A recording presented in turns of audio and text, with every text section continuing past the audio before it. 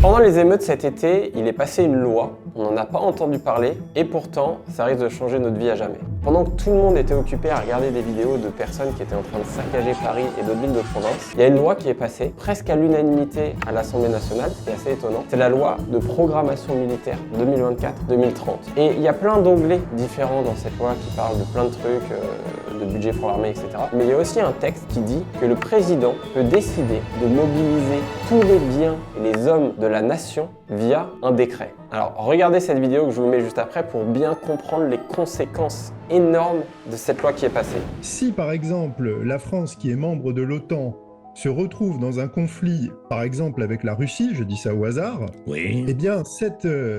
loi peut être mise en œuvre et le président, par décret,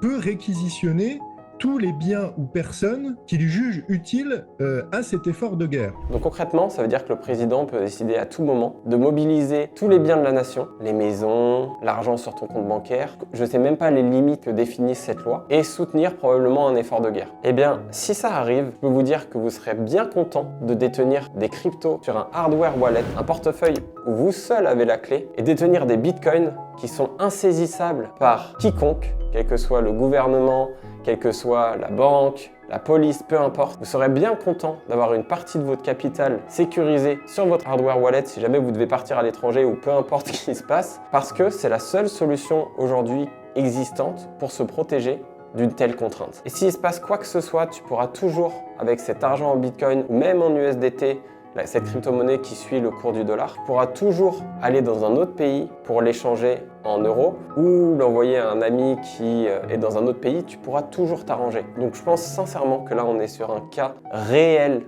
d'utilisation du Bitcoin et des crypto-monnaies et que tout le monde devrait prendre ce problème au sérieux pour prévenir avant qu'il soit trop tard.